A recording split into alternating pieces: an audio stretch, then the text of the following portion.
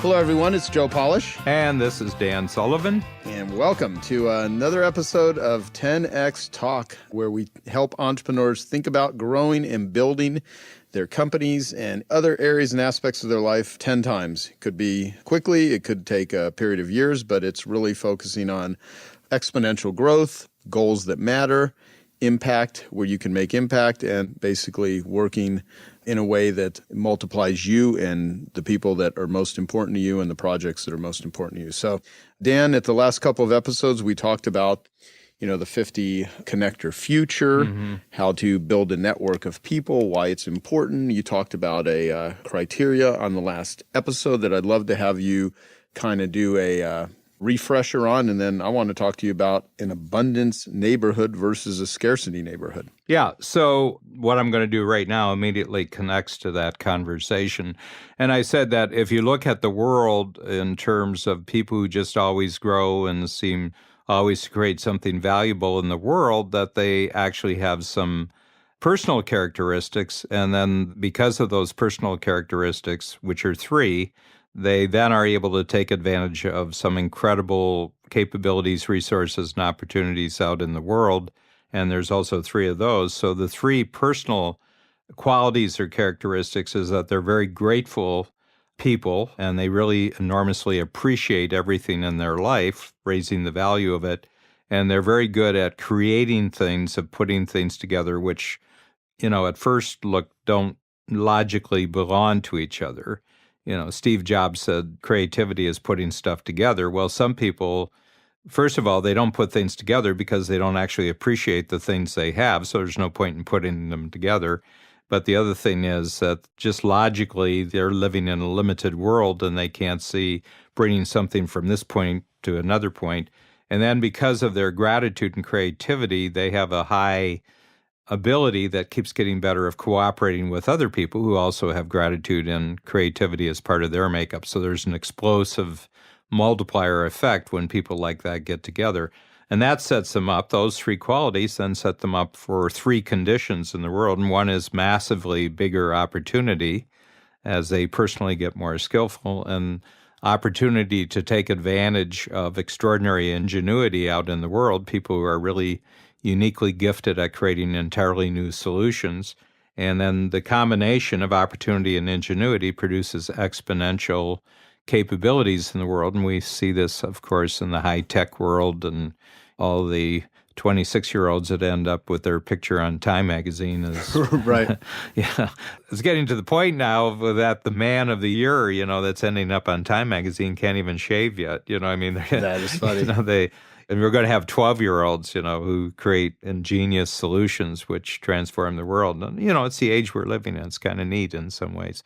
You can get very successful in that multiplier world, the 10 times world, but if you cut off what got you there, if you stop being grateful and you stop being creative and you stop being cooperative, then the electricity gets cut off and none of your equipment works anymore. Well, can I ask you about something related to, let's take the Malcolm Gladwell when he wrote about the 10,000 hour rule. What are your thoughts on that for people that really young but do incredible things right out of the gate? Are these individuals lucky? Were they born with something that other people weren't? I mean, of course, probably a combination of all those, but what is your take on people that are very new to something, but they have incredible impact and build a company that sells for $1 billion and they're 23 years old or something? Yeah, and, a lot of people, who have that experience blow their brains out then with all sorts of excesses in their life. They can't handle the success. You see it in the entertainment industry all the time. Oh, well, I have to mention this while you're saying that. I mean, even Jordan Belfort, they made the movie The Wolf of Wall Street. I actually had an interview with him 2 years before the movie came out that we put up on ilovemarketing.com. And it's really interesting to see the transition there. But, you talk about a very young person that comes across a lot of money. Now, of course, he was a completely out of control maniac. But that being said, yeah, I mean, you're absolutely right. A lot of people that come into that level of financial success, ethically or unethically, they could really come out in very weird vices. Yeah, I mean, emotionally and psychologically, they're not geared to take advantage of what their unique ability has actually created in the world. And people burn out. A lot of people, they have a unique ability, but they burn out really fast because the other parts of their life don't support their success. But the real aspect of this is that there's parts of the world, there's parts of the city where you live that are better for you to be in. There's parts of the world that are better. And the reason is, and I call them neighborhoods, because people who are really, really successful live in really, really successful neighborhoods. And I don't mean really great houses, and I don't really necessarily mean really rich or wealthy lifestyle. What I mean is that the neighborhood that they operate in from a connection standpoint, who their relationships are, they're actually characterized by those 6 characteristics of gratitude, creativity, cooperation, and then those relationships introduce them continually to greater opportunities, greater ingenuity, and greater exponentials.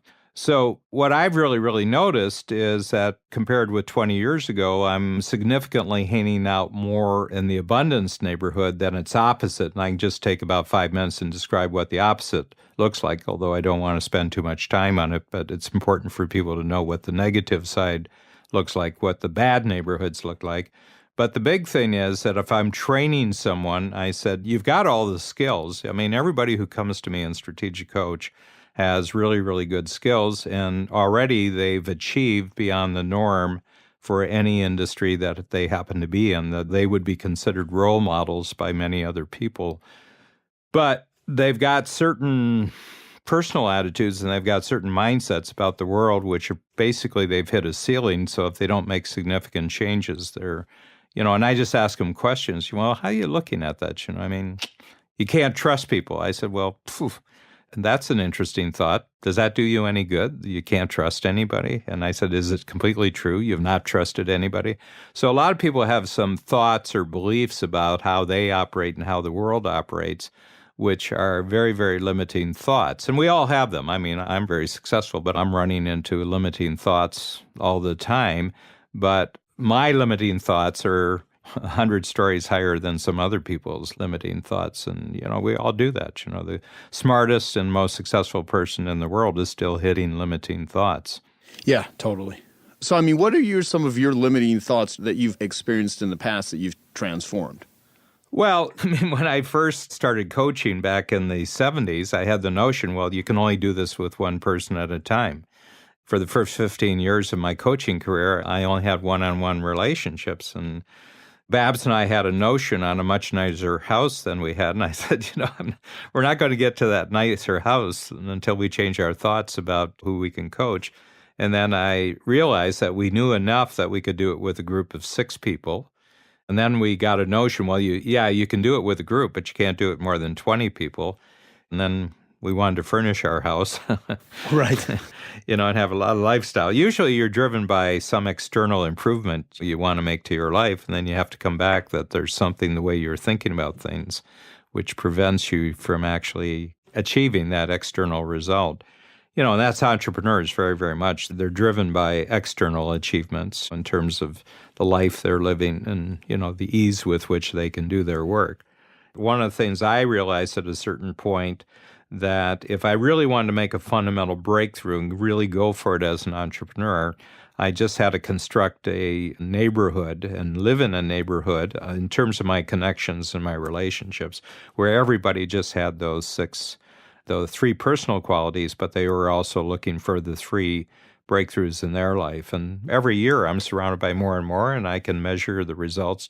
First of all, just in my enjoyment of what I'm doing, my sense of satisfaction about what I'm doing, but also the significance of what I'm doing. There's 3 things which really measure a great life, and one of them is success, the other one is satisfaction, and the third one is significance. As I've done, and then of course the revenues and profits are, they're almost like byproducts, and we've really gone up. And I use the number 50 because this whole conversation over the last number of sessions has really been about surrounding yourself. And 50, that would take your lifetime to really develop 50. I'm figuring 25 years I can have 50. And I've got about 9 or 10 which are head and shoulders above the others right now. And I'm learning an incredible amount. I'm not pushing it real fast, but I know over 25 years I'll have 50 of these connections, and all of them are creating a significant, what I would call a world-changing capability not just for me, not just for them, but for, in some cases, millions and billions of other individuals. It's just a very, very enjoyable activity being involved. You're one of them. I think the whole Genius Network concept that you've created, Joe, is just in its very early infancy. As you add other people's capabilities and connections to it, it'll just go worldwide. It won't be in its present form probably in 10 years. Right. I mean, I think even 10X Talk and I Love Marketing that I do with Dean Jackson really came out of Genius Network because it's, Genius Network started out with interviews, and these were interviews on cassette tape when I first started doing interviews. I mean, I've interviewed over 400 different business people and entrepreneurs and athletes and, you name it, all kinds of interesting folks. And part of it was just wanting to connect other people with wisdom. And I called it Genius Network. And then it eventually became real geniuses getting together and meeting and talking with and developing relationships with other geniuses to get geniuses to collaborate. And genius is an interesting word because there are skills and genius in all kinds of areas, from marketing to business to technology to all kinds of artists and musicians and you name it. And you put these people together in a room, interesting things happen. And when the focus is on abundance, not scarcity, the world becomes way more exciting. Their world, I don't mean the world in general, I mean their world. If you want the world to change, you change your own world. Can I just say something about that, Joe, because you asked me the Malcolm Gladwell 10,000 hour thing? Yeah. So my definition of genius is that you find out what your unique ability is. I go back to that definition. It's you're totally passionate about it. You do it all the time. You would do it whether you got paid or not, but you do it to be a hero to someone else in the marketplace and providing an incredible value to someone you want to be a hero to produces a multiplication of revenues, profits, and reputation. And that's your unique ability. Now do your 10,000 hours, which for entrepreneurs is very easily accommodated probably in less than 10 years because most entrepreneurs probably put in about 1,500 hours to 2,000 hours, even if they're taking a lot of free time. I mean, the 10,000 hours thing, there's a hitch to it. You got to be doing something great at the beginning to multiply by the 10,000 hours. I mean, I've met people I know that very early in their life, they discovered they were a genius at boring other people, and they've put in about 30,000 hours, and they're incredibly boring, So you got to be very careful with what you're multiplying by the 10,000 hours. I put in my 10,000 hours, but what'd you start with? Being annoying and boring. I mean, some people, they're geniuses, but they, and they've obviously put in a lot more than 10,000 hours, but right. Are you being a hero to anyone? Is there any multiplier in it? That is total comedy. No, I mean, people, they have these formulas, but they don't back the formula up far enough to figure out, well, where did this start? I mean, it's like garbage in, garbage out. If you have a really bad message and you put it on the internet, you just multiplied it by 1,000,000 times. But has it done you any good? Exactly. Yeah, exactly. I wish I could remember the despair.com. They have this one about blogging. Never has there been so many people saying so little to so few. Anyway, once you create a platform, there's no telling how quickly you can spread nonsense that no one even reads. And you'll meet every nonsense lover in the world, very quickly. Oh, yeah, because there's an infinite supply of them. So I don't know if you ever heard me talk about this book I read called So Good They Can't Ignore You. And the title actually came from a conversation with Charlie Rose and Steve Martin, I think in 2007, when Charlie Rose was interviewing the comedian Steve Martin. And he asked him about how do you become such a great comedian? And he said, be so good they can't ignore you. And so this guy named Cal Newport wrote this book called So Good They Can't Ignore You. And he did a pretty exhaustive study on how people actually excel in their careers. Yeah. And the tagline is how skills trump passion. And his whole premise is that passion, find your passion and do what you're passionate about is not only bad advice in most cases, but it's actually dangerous because if someone just pursues passion but they don't have any skill attached to it, then they never develop a skill which he calls rare and valuable, and that you develop it to a point to where you're actually producing results and creating value, and then it gives you career capital where you actually have control of your life. And he says where someone just blindly follows what they want to do, but there's no skill attached to it. It's like trying to follow your passion. Those people tend to just jump from thing to thing to thing to thing because they never put their roots in the ground. And what's always struck me as interesting, because I love your concept of who do you want to be a hero to, and when you combine passion and who do you want to be a hero to. And the thing with Strategic Coach, there are people that talk about passion from a rah-rah, get excited standpoint, but they don't have any sort of backup to build these people as more capable and skillful. But whereas everything in Strategic Coach and everything I ever hear you talk about is never just like some blind, if you're passionate about football, that doesn't necessarily mean you have unique abilities in that. It just means you could be really interested in football.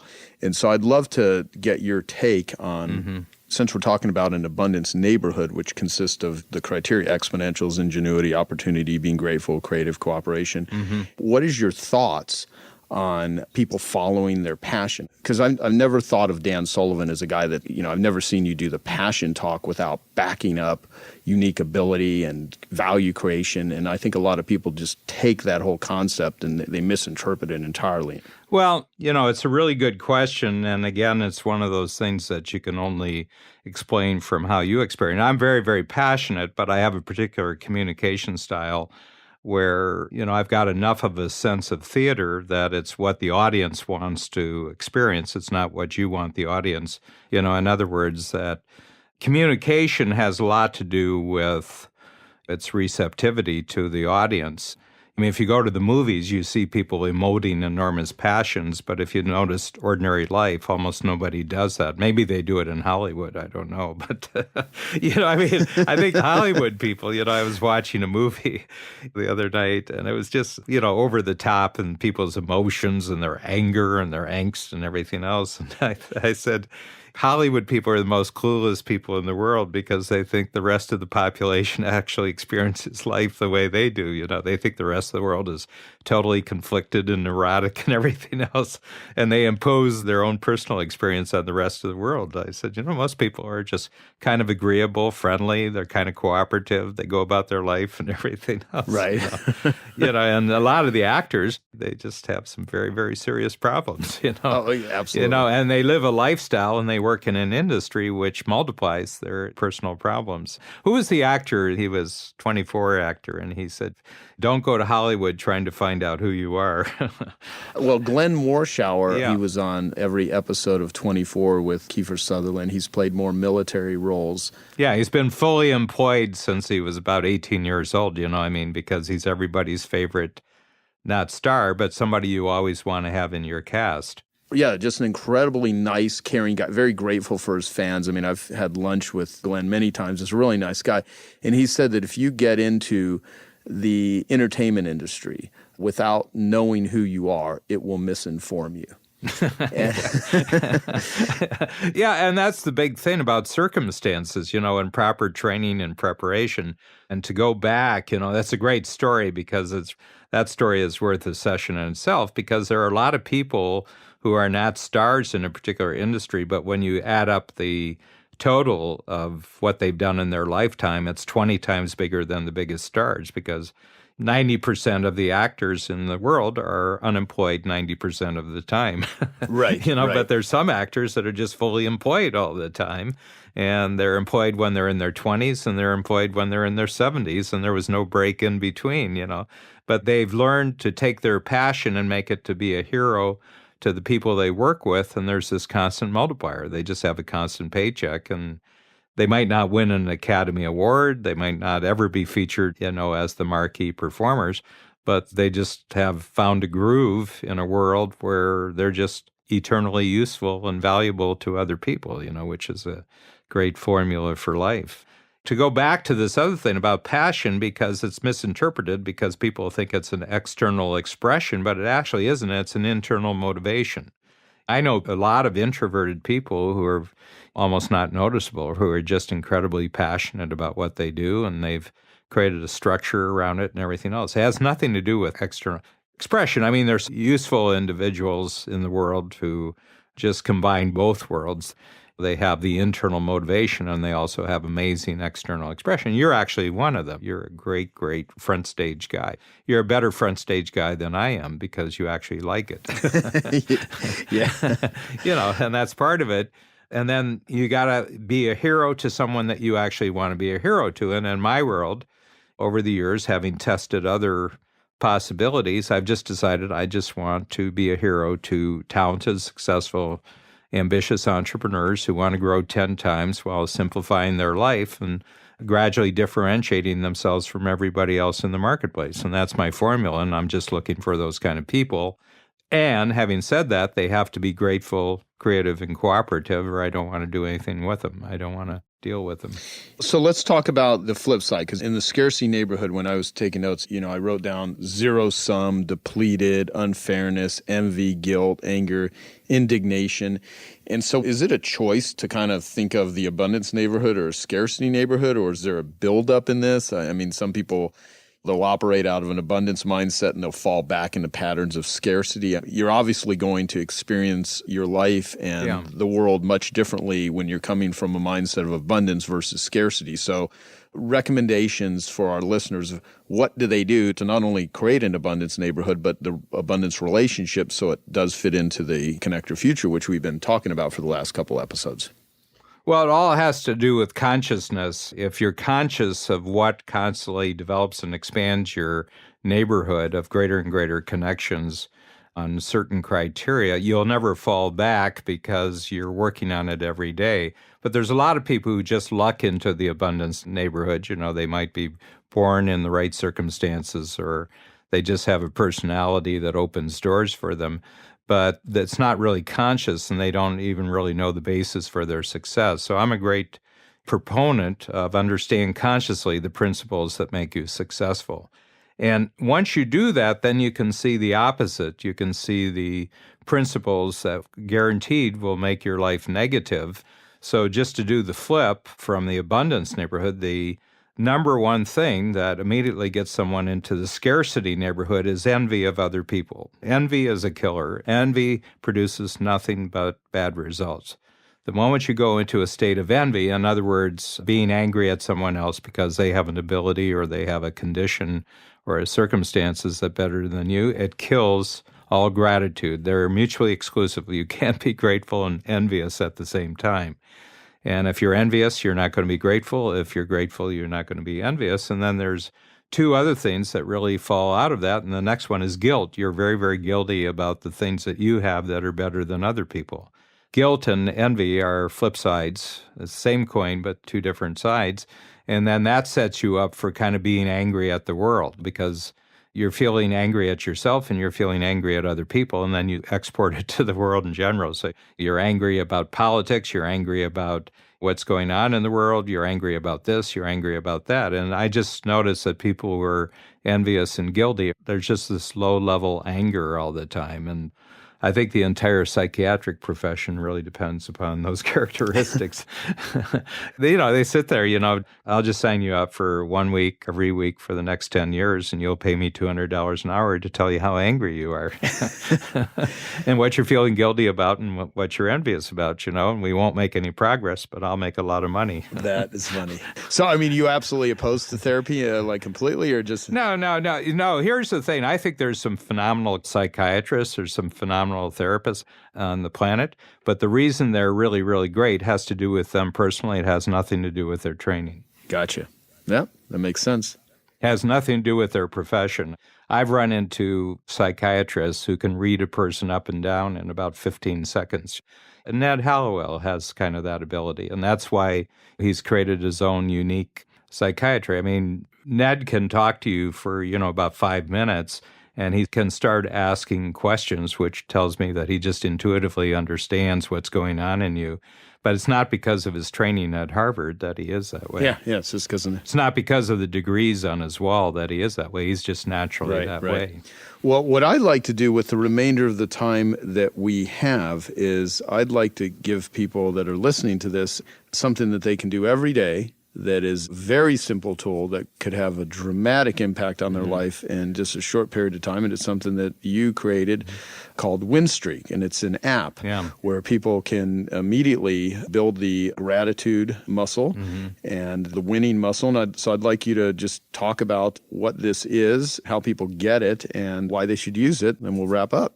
I'm glad you brought that up because we're expanding the win streak to include a gratitude component. But basically, almost every entrepreneur, everybody who's been successful, has a sense of certain times in their life when they're kind of winning and there's a momentum, and other times when there aren't. And what I have discovered that you can actually create a momentum and reinforce it every day, and the momentum never stops. And that is, before you go to bed at night, just think about 3 things that were wins for the day. In other words, you made progress, you feel good about it, you're feeling very, very proud, and that becomes the explanation of that day that you just lived. And then you set up 3 wins in your brain to approach the next day. So tomorrow is going to be about these 3 wins.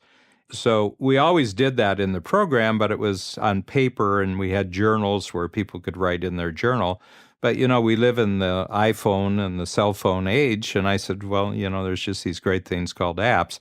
So one of our talented and successful people that I have in Strategic Coach by the name of Kathy Davis, she took it upon herself just to create this app. And it's going great guns. It goes by person to person. We don't advertise this or anything else. One person gets it and they can just send it on to their friends. You can just say, hey, download this app. It's free. And, it's starting to go viral. We're starting to get days when we have 2,500 downloads on a single day, and these people are not known to us. And I just want to get that out just to reinforce it. But the other thing is, Joe, when you talk about a win, when you have been very, very specifically grateful to someone in your life and you've actually communicated to them, that is a win under any circumstances. The impact on you personally, the impact on them appreciates value. You appreciate yourself more if you're grateful, and the other person feels growth and appreciation because you appreciated them, and the relationship grows. So if you're just going to start this attitude of being in the abundance neighborhood, just keep expanding the number of things in your day that you're grateful for, and then the number of people that you actually express your gratitude to, and it takes on a momentum.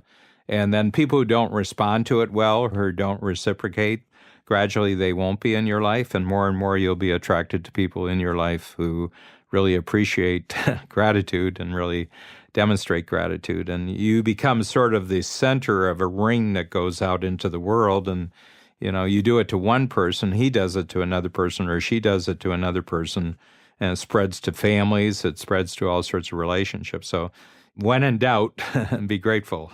When you don't know what something to do, if you're in a losing streak or you feel like in a funk, just spend a whole day being grateful to people, and within 24 hours, you'll be out of your funk.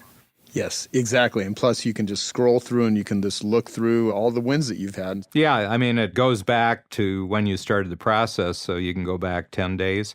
And then we have neat little messages. We're quickly making the app, so if you do 5 days in a row, it says, congratulations.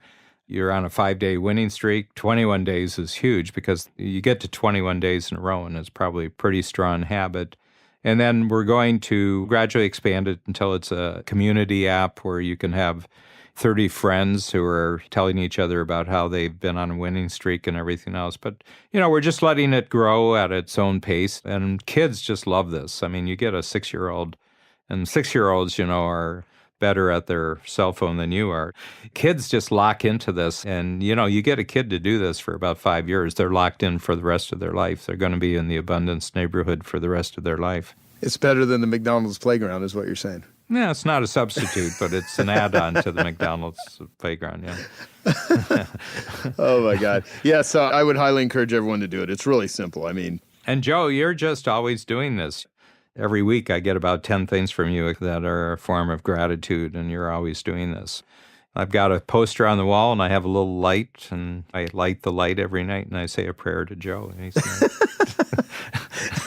We're both born Catholic, so we understand the ritual, Right. We should start doing blooper videos and put them up so people actually think it's serious, and then it starts going down this totally bizarre path. That's great. I mean that realistically. You stand out in my life as the person that I've shared all these values. I mean, next to Babs, who's my life partner, but outside of my immediate relationship, I mean, you're the central person, and I'm in my 70s and I've not met anyone like you. No, thank you. Thank you. And that seriously makes me feel good. I think it's amazing that the one individual that I've learned more from about running a company, thinking about life, behaviors, like everything, acknowledges and edifies, and we're able to even have this wonderful collaborative relationship and friendship that we have. So it's phenomenal. Well, I would probably say, why wouldn't everyone listening want to develop these sort of collaborative relationships? And hopefully the conversations that me and Dan have been having give you some insights, some direction, some understanding of the importance and the value and the usefulness of going out and starting with one person, changing your life, changing their life by adding value. This is not super complicated. It's just simply where you place your focus. Mm-hmm. And using my ELF criteria, you can develop an ELF business, easy, lucrative, and fun, or you can have a half business, which is hard, annoying, lame, and frustrating. I really tend to apply that to people. I want people that are easy, lucrative, and fun, and I don't want people that are hard, annoying, lame, and frustrating. A lot of things in life, they're not that way in the beginning, but if you stick with it and it becomes a ritual, it becomes a habit, then just like win streak. I mean, it'll be maybe a little clunky for someone, but I would just encourage everyone to go and download Win Streak right now. It's free, and just use it for the next 7 days. And I guarantee you, in a week from now, for something that'll take you like a minute or two a day at most, you will be thinking differently a week from today. So that's it. So thanks, Dan. As usual, another great episode of 10X Talk. I want to thank all of our listeners. Comment if you want to go to 10xtalk.com. We also have a great report that you can download on the website if you want to opt in and actually have us email you things. And as you can tell, we don't spend a lot of time using 10X Talk as a blatant sales pitch towards our programs. Strategic Coach and 25K Genius Network are for high-level successful entrepreneurs, and these conversations are to talk about the things that help people become more successful in their business. If you want to check out Strategic Coach, it's strategiccoach.com, and Genius Network is geniusnetwork.com. So any final last words, Dan? Yeah, Joe, we're never blatant, but we're always selling. Of course, yeah. and if anyone has an issue with that, then here's one thing I will direct them to do. Go to Google and type in "is selling evil." IS is selling evil. That's all you need to type in. You don't even need to type in my name. And that's the first thing that will pop up is a very short 3.5-minute video with me talking about answering the question, is selling evil, when they interviewed me for a documentary. And this video was so well liked by people that we actually had it animated by the Draw Shop. And we have an animated version there too, and both of those will pop up. And so if you have any problem with selling and you think it's a bad thing, then hopefully that 3.5 minutes will give you a perspective change. And as Dan said, a definition of selling is getting people intellectually engaged in a future result that's good for them and getting them to emotionally commit to take action to achieve that result. And we'll talk about that in a future episode of 10X Talk. So thanks, Dan. Thank you, Joe.